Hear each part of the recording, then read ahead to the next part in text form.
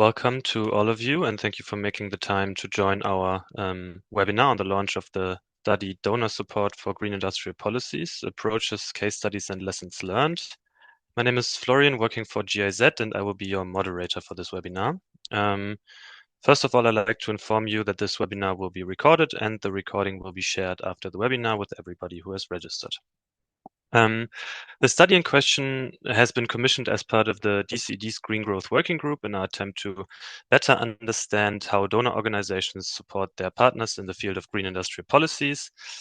And I briefly want to take the time to thank all the working group colleagues who have supported this work, who are Marlin Delachaux from the ILO, Philip Grinstead and Mariam Malouche from the World Bank, Kerry Max from Global Affairs Canada, and Abu Said from UNIDO, as well as Ella Duffy from the DCD Secretariat, who has supported this process and also the setup of this webinar along the way. Another big thanks goes out to all the interviewees that have provided the case studies that form part of the basis for this study, and we'll hear from some of them in the course of this event. And my last thank you is, of course, to the study's authors, Johanna Klein and Frank Müller of Global Cut, who are also present today. We have about an hour ahead of us, filled with content and, of course, some time for your questions in the end. We'll start off with an input by Johanna, followed by an interview with colleagues from the IFC in Egypt, Minan Omar and Dalia Ashur, as well as a GIZ colleague from Jordan, Simon Flöth, who will give some insights into their projects. Thank you for being a part of this. And another hint to all of you, after the interview, we'll go into the Q&A session. So please use the Q&A tab on the bottom of your Zoom window if you want to submit any questions. And now, without further ado, from my side, let's jump right into our first input. Johanna, please go ahead.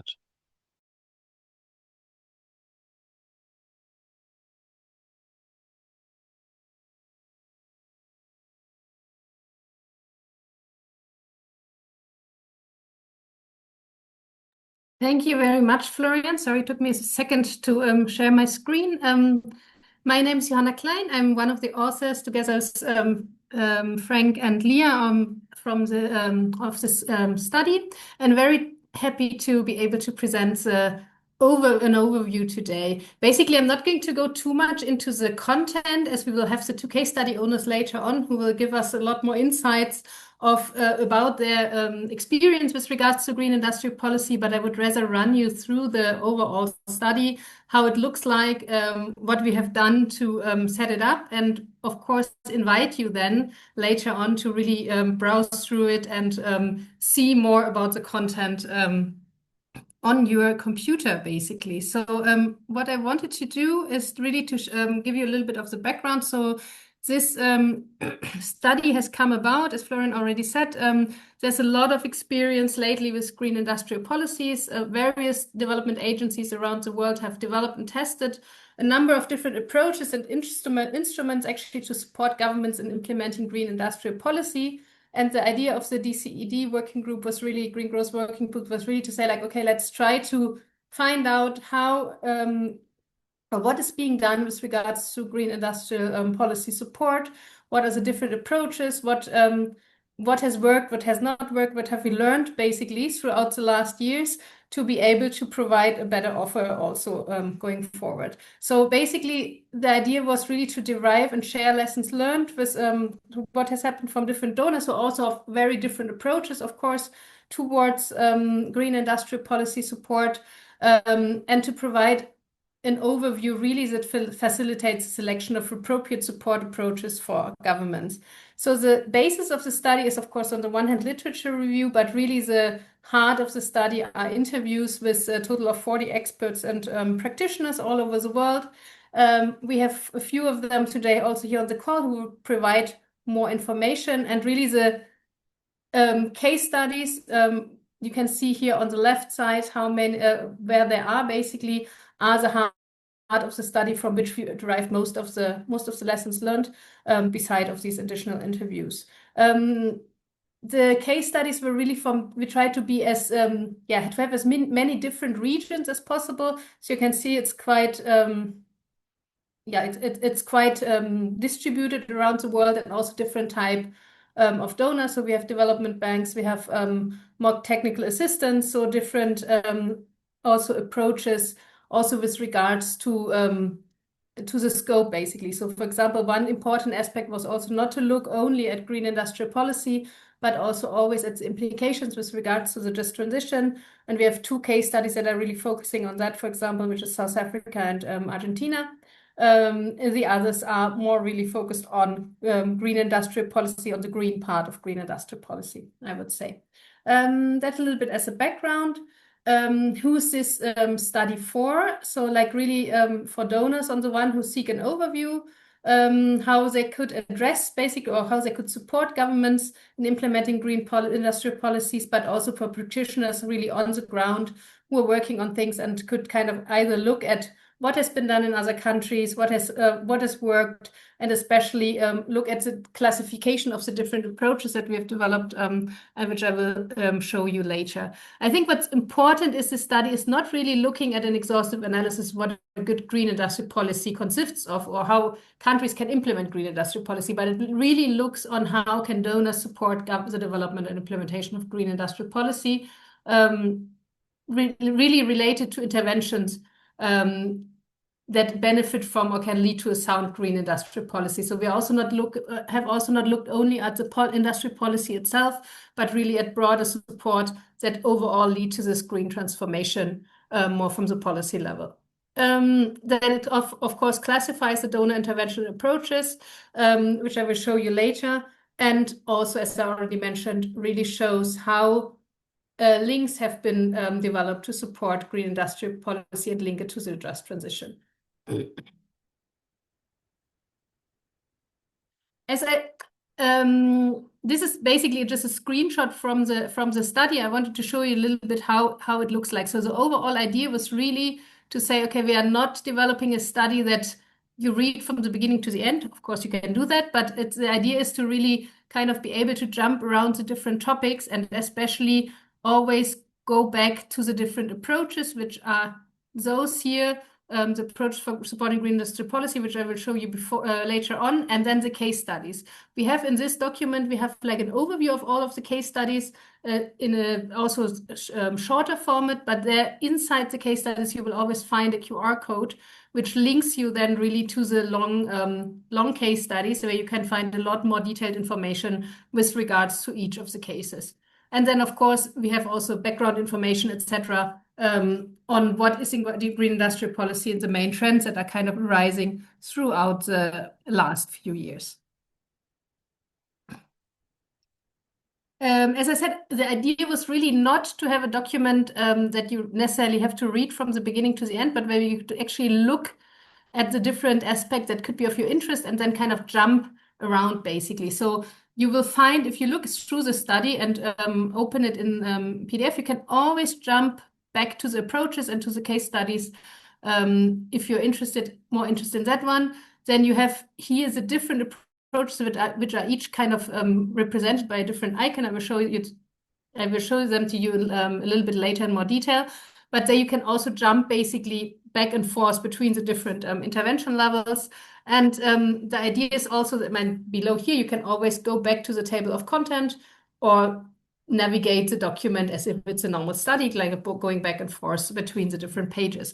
And there's always internal links, basically, that can be accessed to navigate through the document. So you will have kind of links to the different case studies. You will have links to the different approaches inside the text as well, which will allow you also then to directly look for more information on specific topics, while always having this easy way to go back really to the approaches and the case studies on the top.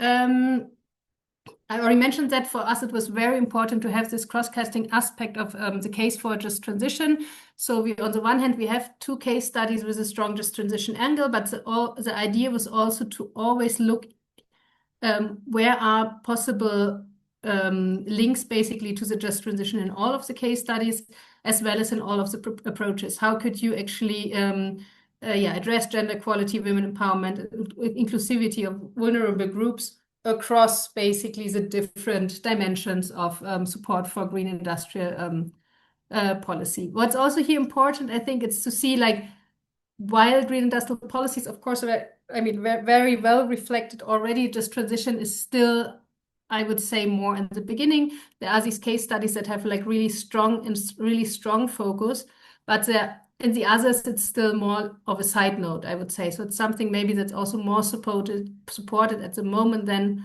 by donor organizations rather than directly coming also out of the proposals for really developing green industrial policy. As I said, the heart of this entire study are really these different approaches, where what we have seen from all the intervention is basically a mix of different approaches works best in all of the case studies that have been implemented, and we were able to kind of cluster them by different topics. We have called it on the one hand frame, where we have kind of direct policy and strategy support. We have the enable part, where it's more about capacity building and knowledge sharing, not only for the policymakers, but also for other actors that are actually important to be able to then implement also green industrial policy. The engage part, where it's really collaboration and stakeholder engagement, also very important was to support interministerial collaboration, actually, which will also, I think, come out later on out of the more detailed case studies that will be presented. There's a need actually also for research and analysis, and of course for finance and investment. So if you go through the document, you will have a very detailed description, and I think I can show you this here, basically for each of these approaches, right, inside the study. I will not go into detail because we only have 1 hour, and the discussion later on will be much more interesting at this point. So I just wanted to show you how it looks like so that you have an easy way actually to also look at these different approaches. So this is the example of policy and strategic advisory, where you have a short description. You always have the target group it addresses, the purpose and objective, and the type of activities that could be implemented under this type of approach, basically. Then you always have the links, as I said before, to gender and just transition. The links to other approaches, because also I mentioned that before, there's a important element that the mix of the different things work, so that no one is actually, or we have seen no one who's only focusing on one of these 5 approaches, but generally you choose different aspects with regards to stakeholder engagement, with regards to policy advice, with regards to finance, etc., and build then the portfolio out of this one, the support portfolio, and then also strengths and limitations that were kind of coming out of the different interviews as well as the literature. And now I'm already coming to the end. The other heart of the case study, as I said, is of the study as a case study, sorry. As I said, we have tried to be kind of representative with regards to different donors. So for example, South Africa is a ICI-financed project from GIZ, Argentina is from the ILO, Egypt, which will be presented now in more detail, is from the IFC, Jordan from GIZ, Kyrgyzstan is a PAGE project, so from a lot of different donors actually, and Philippines from the World Bank, and Indonesia is a mix from SECO and UNIDO actually. So it's very broad type of different donors as well. So we try to extract the lessons really from different also types of interventions. Also, you will see that the level of intervention is very different. Sometimes, such as in the Seychelles, which I did not mention before, it's like very specific support to really this policy on the to green industrial policy really.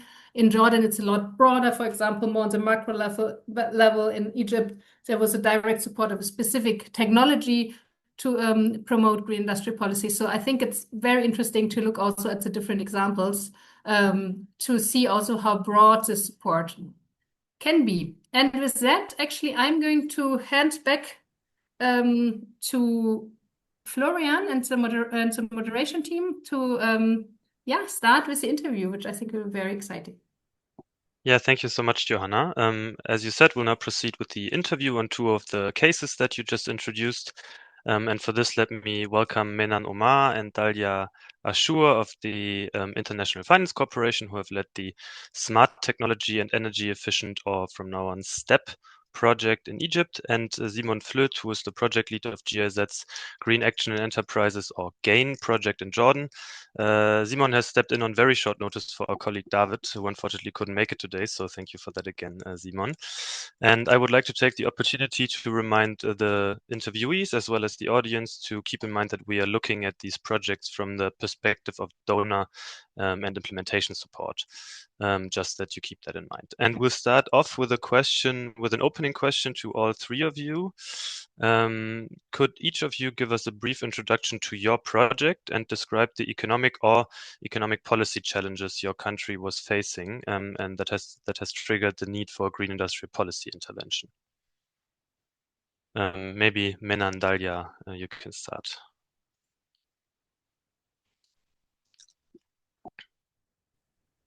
Sure, maybe I can start and hand over to Menon in case there's anything I missed. So while preparing for this question, I just realized that this was almost, or not almost, this was 10 years ago, so it's a bit of a lifetime away. So just to set like the stage, basically. So we're talking 2014 in Egypt. This is at a time where Egypt was facing significant shortages in energy and was facing increasing difficulties in maintaining the rising cost of the significant energy subsidies that had been in place since the 1970s. And at this time, it was starting to reflect on the competitiveness of the industrial sector. So, and like faced with these burdens, basically, or challenges, the government adopted a series of policies to gradually phase out the electricity or energy subsidies as part of a larger economic reform program which had been introduced then. If not mitigated, at that time, reducing the energy subsidies like that would have had a significant impact on the competitiveness of the industrial sector, whose like entire cost structures were and production systems were designed based on access to subsidized energy. And around that time, the Ministry of Trade and Industry were starting to explore potential partnerships and successful experiences, basically, that to support the industrial sector. So, inspired basically by the Korean experience and the potential to transform the energy efficient policies, the ministry requested the support from IFC to assess and explore possible interventions based on like the international good practice and introducing policies that could support the industrial sector. These would have, in addition to incurring significant savings based on like where also the energy consumption of the industrial sector stood. So the industrial sector was one of the highest consuming sectors for energy in Egypt, which later on we also, and maybe Menon will stress more on that later on, but which later on we understand was also mostly due to inefficient equipment, to the use of inefficient equipment. So as a result, like the STEP project basically was launched in 2015 to support the Ministry of Trade and Industry in facilitating this transition and mitigating the impact on industries. Very briefly about the project as well, like what was the whole objective and what were we doing in that project.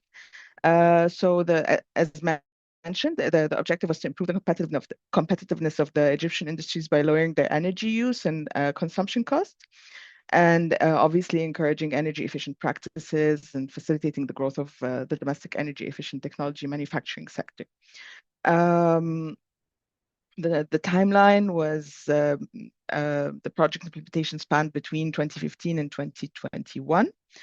And in terms of design, we had two main components. The first was focused on standards in labeling, and the second was focused on deepening the local manufacturing for energy efficient motors. This project was supported by a number of donors, so it would not have been possible without the generous contributions from the governments of Korea, Denmark, and Italy, as well as the development partners of the Facility for Investment in Climate Advisory, which is FIAS. I'll hand over quickly to Minan if she has anything to add. Thank you very much, Dalia. Nothing to add at this stage. Thank you. Over to you, Florian. Great, thank you both. Simon, same question goes to you. Brief introduction to the game project and the challenges that you have been addressing. All right. Thank you, Florian. Thank you also for the invitation. Like you said, bit short notice on my end, so forgive me if not all of my answers will be fully textbook, but I'm happy to be here with you. So the GAIN project, Green Action Enterprises project, is commissioned by the federal German government and as part of the German-Jordanian Development Cooperation.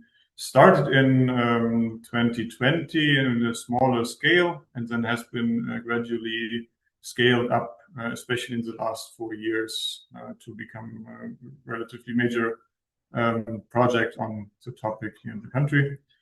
It focuses on green economy topics from, let's say, quite a wide perspective. So the project is acting on macro level, obviously, industrial policy development, but also looking a bit left and right from industry and generally green economy approaches.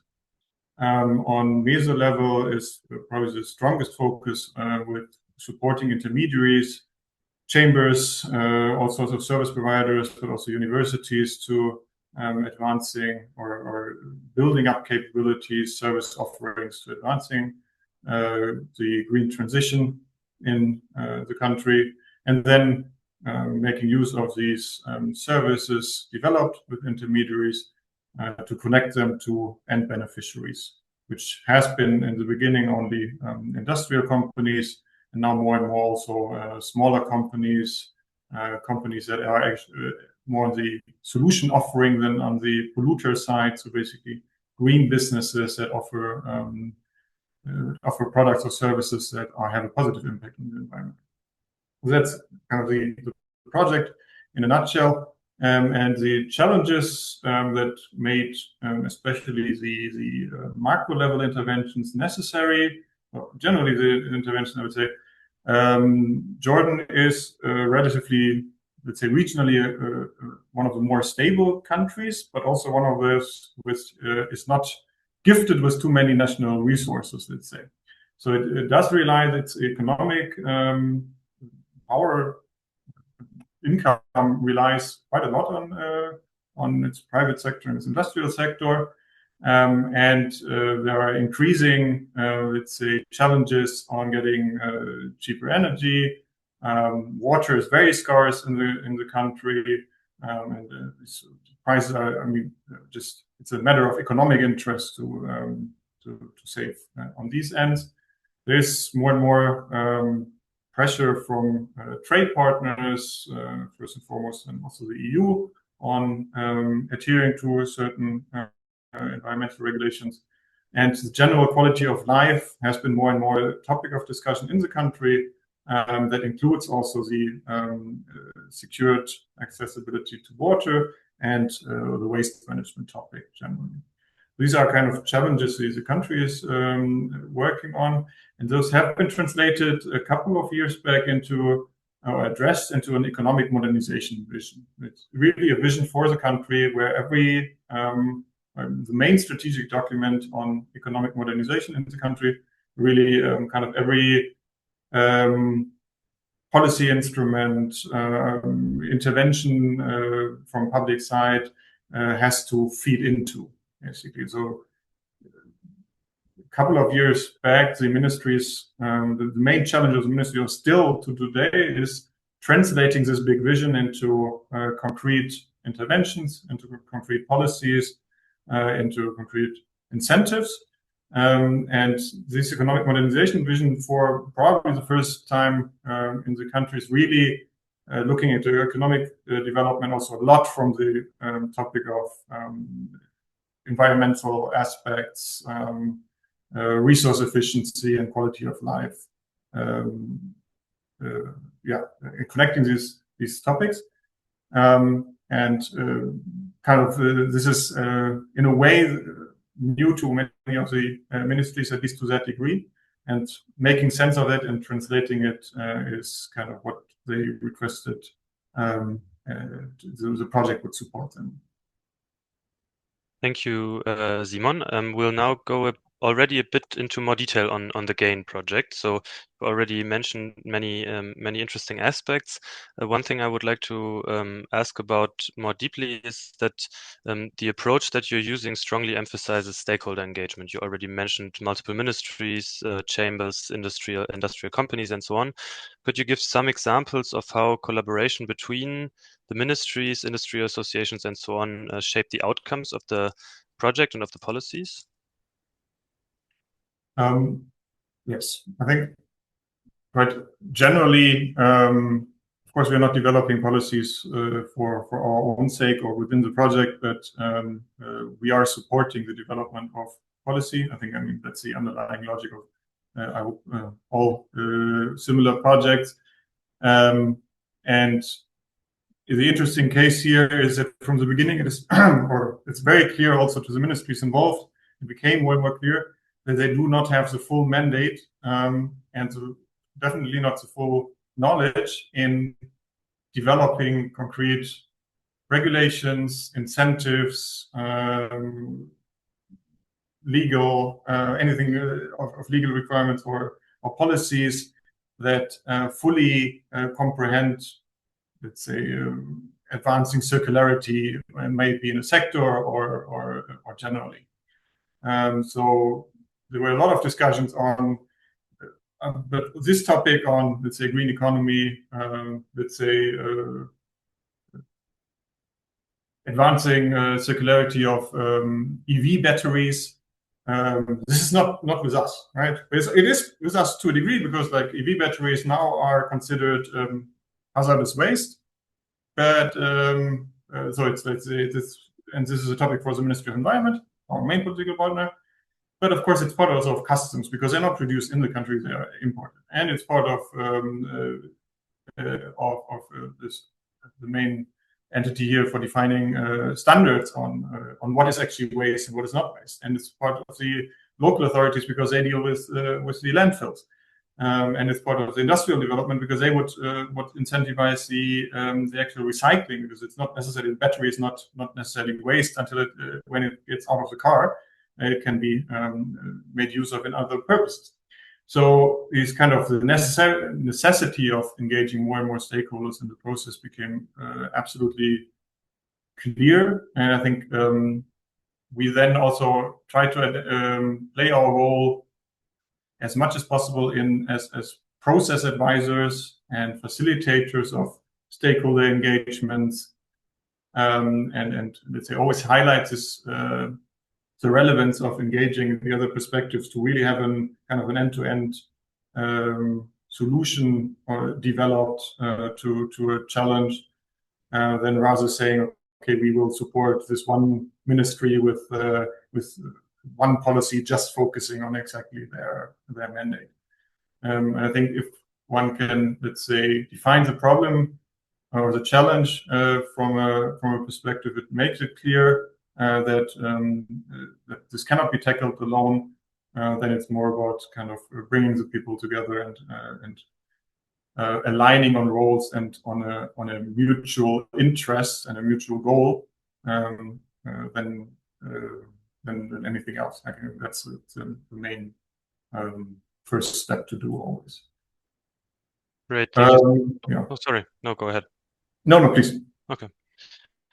So what I also would be interested in, because it becomes very clear of the case study that your case highlights the importance of also better data collection and evidence-based policymaking. Were there any major data gaps that you encountered, and how did you deal with the data gaps that you found in the country? Yes, there are a lot of data gaps. It's also not that we could fill all of them. I think there are always some things we are just kind of trying to create an assessment so that it can steer our intervention. But we try more and more to see if you can capacitate a local entity to, on a continuous basis, gather for certain types of data in their own interest and to guide the policy development or whatever the intervention, continuously looking forward. One example is the data on waste output of industrial companies. This is something the industries are very reluctant to kind of disclose. So in the beginning, I think we thought, okay, why is nobody assessing that?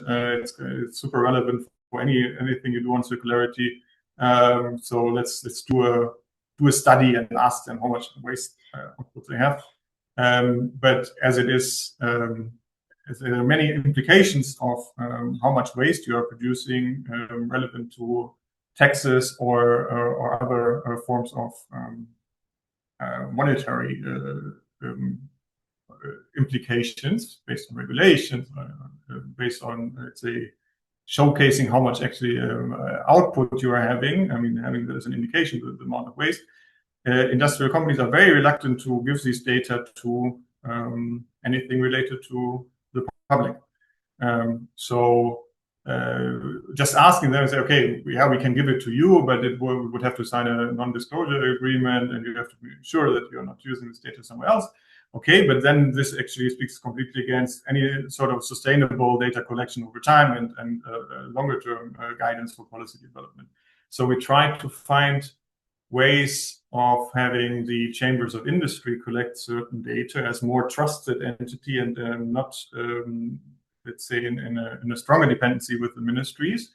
For example, in industrial symbiosis, where there's no necessary intervention from the public at all, but where basically you match industry to industry, exchange of certain waste outcomes. These data would just remain with the chamber, and they would do this facilitation, and it's basically mandated or supported by the public entities, by the ministries, but they would never see the data. So basically, you would have to step in the shoes of the data provider to understand what is their concern in giving this data, to find a good way of collecting or finding also a good process of collecting and a good owner for this data long term. And these type of data, which then would feed into policy making rather than the implementation with the end beneficiaries or with the industrial companies, that would be then aggregated data. So it is anonymous and so on. It will be the same for the policymaker in the end. They don't need to know. I mean, of course, if they are looking after taxes, they would be very interested in understanding who is having what waste outcome. But for the purpose of developing a better circularity roadmap, for example, the interest lies in overall aggregated data, or at least anonymous data, and that can be assured by this middleman, the chamber, and also long term, basically. And as it's also in the interest of the chamber to be this trusted connector and intermediary to guide policy development in the interest of the industry, and to make use of this data in their own sense and guiding their service offerings, they also have an interest to continuously develop or do these surveys and continuously update the data. So yeah, it's not solved. It's not like we have all the data we need, but I think this is a promising angle of looking into the data gaps. It's also like, why is there a data gap? Is it just because people don't take the time of gathering it or the energy, or is it also because it's not provided fully by the data giver? Great. Thank you so much for this answer. Before we go over to the colleagues from Egypt, if you had to pick one key lesson from your experience that other countries should take away, what would this be? And if you can keep the answer very short, maybe one sentence, that would be perfect. Okay. Never come with solutions, but always develop solutions and have actually support the development of solutions with the relevant stakeholders on the ground. Perfect. Thank you so much. Now switching our focus over to Egypt and the STEP project again. Menan, Dalia, From what we've heard now, Egypt shows a very different focus in this specific green industrial policy that we're talking about, which is energy efficient motors. You mentioned this in the beginning. How did now coming back to the connecting theme again, evidence-based analysis guide this decision also to focus on these motors specifically? Thank you, Florian.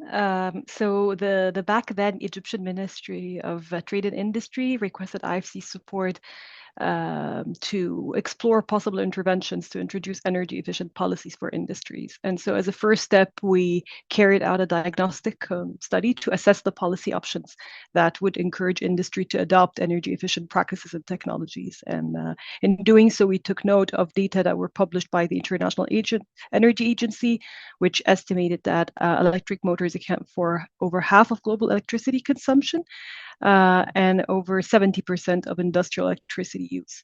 In Egypt, we observed that electric motors accounted for more than 50% of electricity consumption in industry, and a closer examination of the Egyptian motor market through surveys and consultations with the various industry stakeholders showed that 95% of those motors were imported and of low efficiency, and at least half of the motors were over 10 years old or over the lifetime of the motor.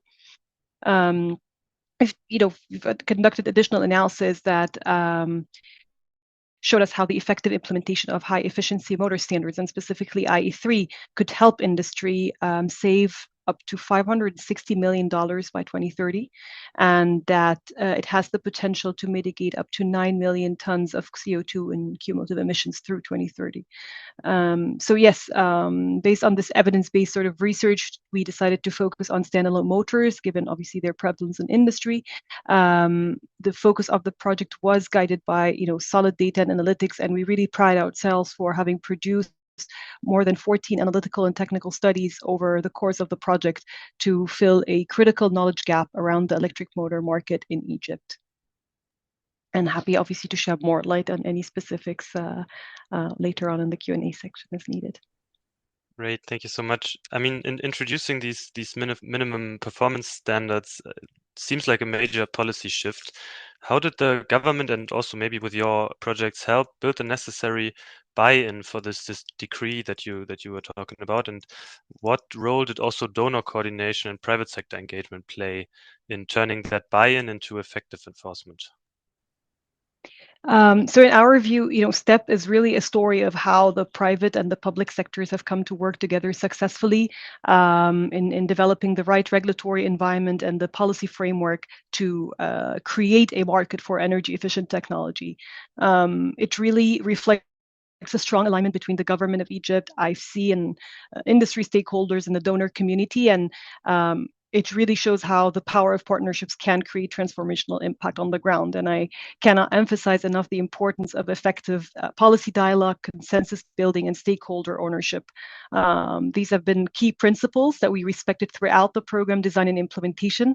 Our colleague Jeremy Tate said it very well, that the policy shift could not have succeeded without winning the hearts and the minds of the many stakeholders across the private sector and the government.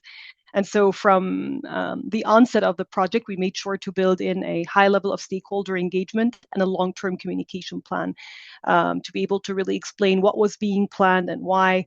We listened to the views of as many stakeholders as possible, and we made every possible effort to address their concerns. And we're also flexible enough to adapt the approach until a good level of consensus and support were achieved.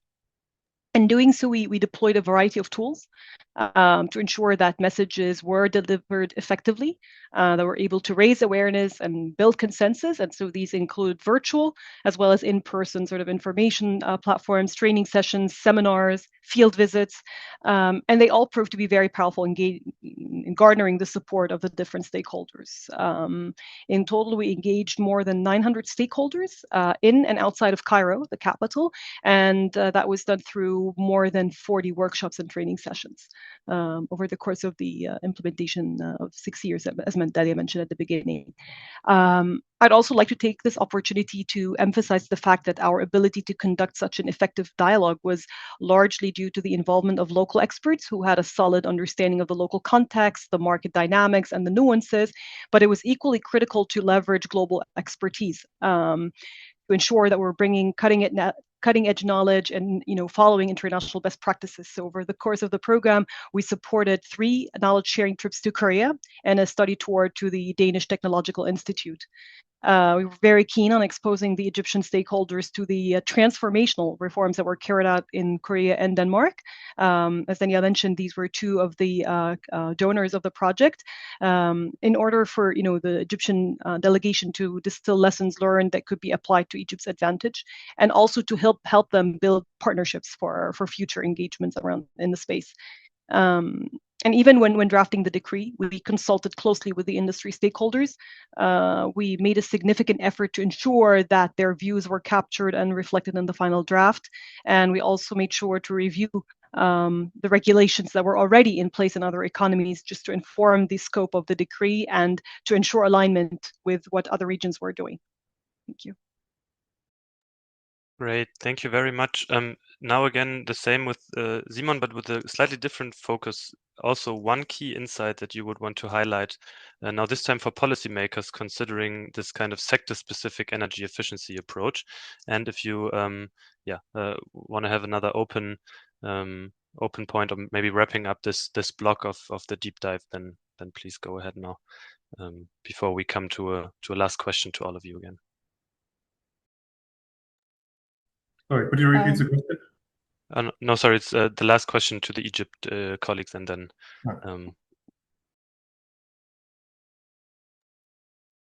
All right. Okay, I can take this. So I'm like, I don't want to repeat a lot of what Menan said, but a lot of it is from that kind of practice. Like, if I want to sum it up, is that I would say that reforms need to be done in a consultative manner and in close coordination with the private sector rather than through a top-down approach. It was really very important for the not only the adoption of the decree, but the uptake of the decree, to have had the private sector on board from the beginning and have explained everything thoroughly and gotten their consensus on the proposed approach. We have had experiences of similar energy efficient policies or regulations that had been adopted, but that had not been successfully taken up by the private sector. So this is why I would stress on this. I'm also going to cheat and add one more, and just to say that a change takes time. So yes, you need to build up and work with the private sector and work consultatively, but also understand that in order to achieve any significant change, it will take time.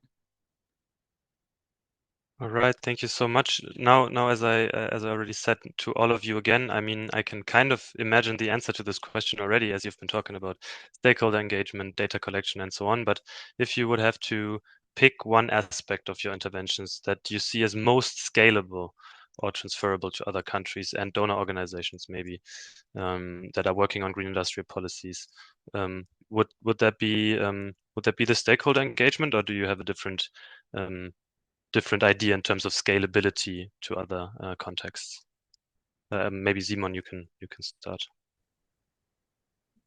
Maybe to add something slightly new, it's also a learning we are having still, and I would, let's say, try to focus more even if we would do a next phase, is in the project design to allow for enough flexibility and user centricity, basically. Of course, to also allow a lot for stakeholder engagement, but even like already in defining instruments, in defining, let's say, focus areas, way of reaching goals, and so on, to allow them to develop over time. So selecting your indicators in a way that really you have some flexibility along the way.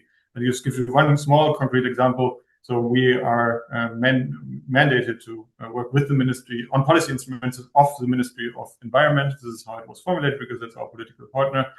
It would be much better if we could formulate it in a way saying in the interest of the Ministry of Environment related to green economy, because already then it can be an ownership of the other ministry, but feeding into that ministry. Thank you, Simon. Menan, Dalia, last points from your side.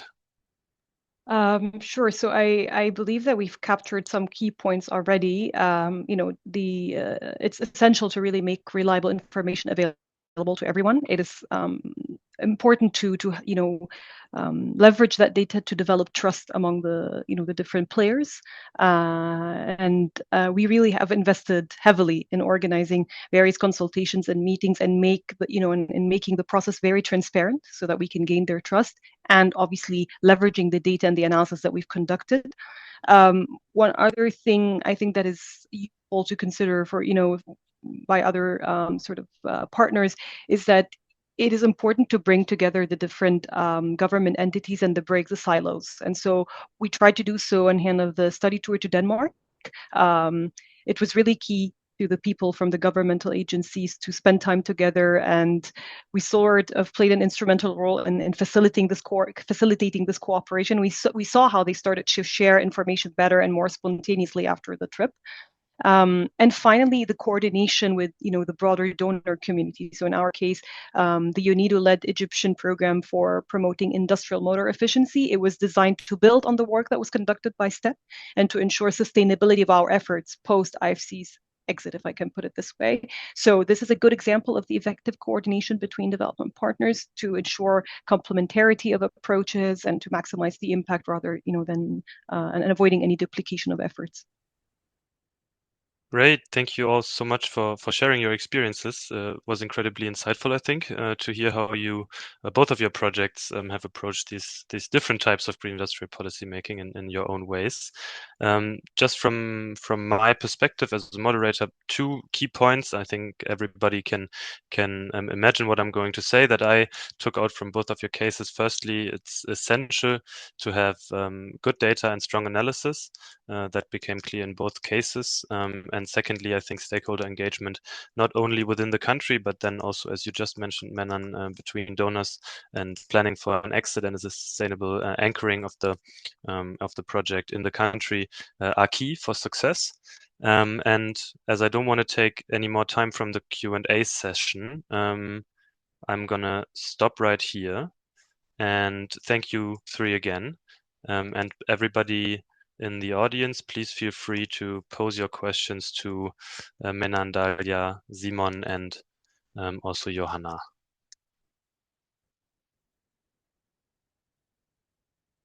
And as I don't see any questions in the question and answer box as of yet, I come prepared, of course. So let me give in another question to all 3 of you. Let's look a bit ahead into the future and maybe take the perspective. I mean, you're not in the project since 10 years, or at least the project started 10 years ago in Egypt, but maybe you still have an idea. What do you see as next big opportunities, challenges in advancing green economy, green industrial policy in the 2 countries? Is there anything that future interventions should focus on, or are the countries on the right track already? Maybe I start with Simon again.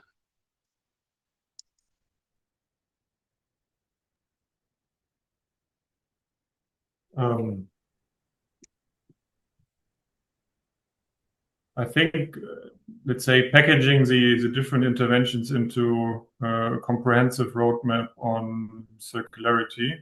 So we are working currently supporting the development of a circularity roadmap, but it's, let's say, touching some points on a very abstract level to bring that down into implementation and acknowledging the overlaps between waste management legislations, water management legislations, energy efficiency, renewable energy production, and so on. and really look into it at a comprehensive level is something every country probably can still improve in, and would for sure also benefit here. Thank you, Simon. Back over to the IFC colleagues. As mentioned, when we conducted the STEP project, we did a diagnostic, and so we studied some different options, whether technologies or areas to interfere, and probably industrial thermal energy was next in line. So that's an area that we as IFC would be interested in looking at, especially because some of the key exporting sectors in Egypt account for more than half of the electricity consumption, and maybe close to half of the thermal energy consumption in Egypt. These would be chemicals, for example, food processing and textiles. And so it's an interesting space to look at, especially with the introduction of the carbon border adjustment mechanism. The competitiveness of Egyptian businesses could suffer given the carbon intensity of Egyptian exports. So we would like to build and capitalize on the success of STEP in sort of informing a potential engagement in this space. Great. Thank you, Menan. We now also have a question in the Q&A box, so I can just we'll just read that out loud. It's from Jonas, and he has a question for Simon. I imagine there's not one partner when it comes to industrial policy making, many people, offices, ministries, etc., and thereby many different priorities. How do you approach this and align priorities between the partners? Yes, one of the main challenges and interesting points in this area is that really also here we have a lot of actors involved on policy level, but also like the lobbying, if you want to say, for industrial sector and so on. I think you start with outlining the necessity to find common ground to make any progress. So nobody wants to get stuck. It helped a lot here, I have to say, to have this underlying vision I mentioned in the beginning, that there's one economic modernization vision, which is very prominent in the country and really gives like a good framework where there's a lot of backing behind it, a lot of pressure to fulfill and work towards it. So you do have this framework. And if you have that, translating it into a necessity, a joint necessity to do something, and then bring the people together and say, okay, let's identify this common ground rather than what separates us, is kind of the way forward. But it is a challenge, but also something I think where, in a way, neutral actors, to a degree, neutral actors or outsiders, often donor-funded projects are perceived as, can have a positive impact of trying to find this common ground and joint interests. Great, thank you for this answer. I also see another question in the chat from Monica Mbugua from SARW, and I think it's not directed to anyone specifically. It's actually two questions, so I'll just put the first one out there. She's working for SARW, and she says that they work to advance civil society's role in mining accountability across the region. Given the webinar's emphasis on data collection and transparency, are there strategies from your projects that could be adapted to support open data initiatives in mining communities through digital tools like the Africa Mining Accountability Platform? This is a very specific question, so only if any one of you has an idea. I think any thoughts on strategies to support open data initiatives that make data publicly available would be interesting.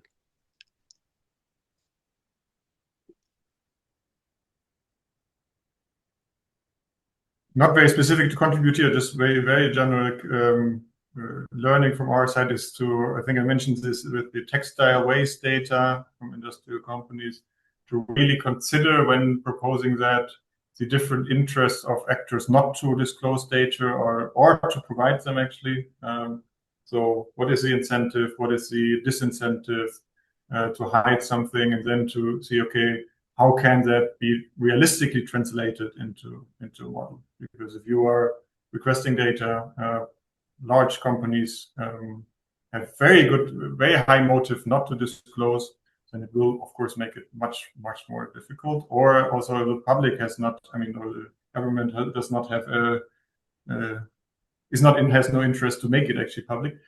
Then we'll also have a hard time. So really, like trying to step into the different shoes of the actors involved and try to make sense of that, and finding again a way where people are incentivized to be part of the project rather than disincentivized.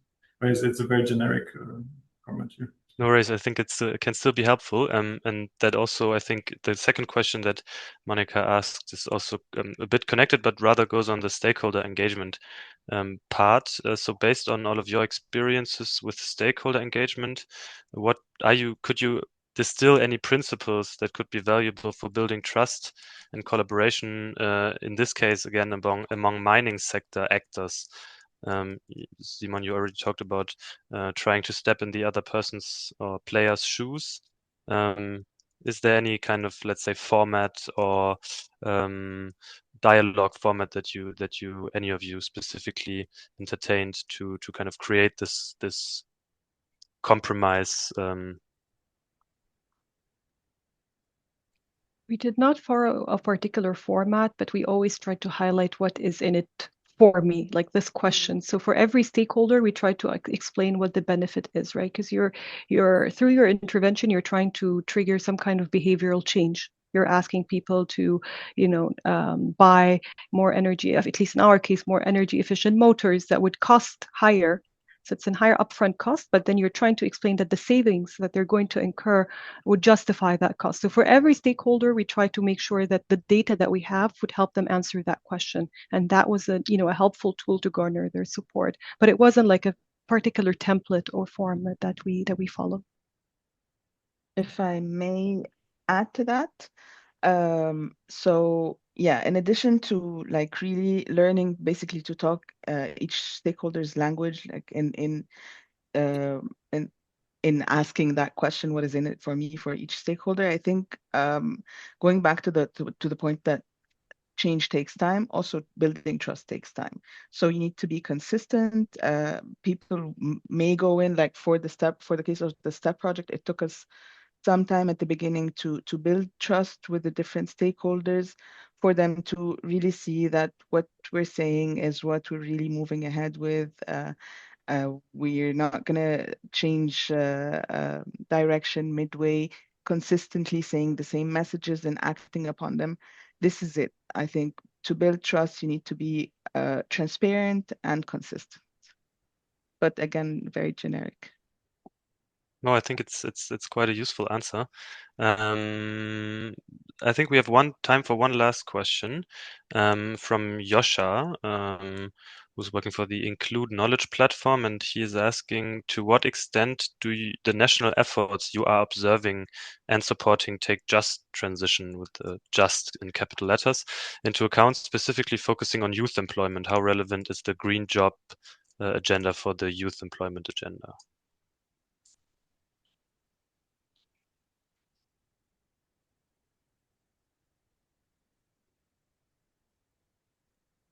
Could you repeat the question again? Sorry. Yeah, sure. How the national efforts that you were or are observing in your projects, to what extent do they take the just transition into account, specifically focusing on youth employment? How relevant is the green job agenda for the youth agenda? I can maybe start. In Jordan, there is a big, actually a high emphasis on that. So again, coming from this economic modernization vision perspective, jobs, and especially jobs for youth, is kind of one of the maybe 3 most highlighted priorities here. We have a high youth unemployment in the country, and green transition is also perceived as a chance of creating a competitive advantage long term in export and growing the economy. So it is very much coupled, if you really talk about youth employment. Just transition then also is connected to inclusion here, and inclusion of persons with disabilities specifically, and to a degree women economic empowerment, although this is often, let's say, more controversially discussed, what that means and in what concrete interventions that is translated. But in terms of youth employment, it's very high on the agenda in this context. Thank you, Simon. Dalia. So I mean, I don't think anyone would disagree that job creation and employment is on top of everyone's agenda nowadays, in particular for youth. I mean, and for like, I think it is mostly relevant when we're from like our side of the table when we're talking about the STEP project or like the one we're exploring for thermal. Opening up the potential for local manufacturing and identifying opportunities there is a very good channel to increase job creation in those sectors. Hope that helps. All right. I think with this round of answers, we have now already passed the hour of this webinar. So I just want to thank you all, everybody who was listening and everybody who was participating again for being part of this. I hope that we generated some insights that were also relevant to you in the audience. And yeah, thank you very much and have a great rest of the day.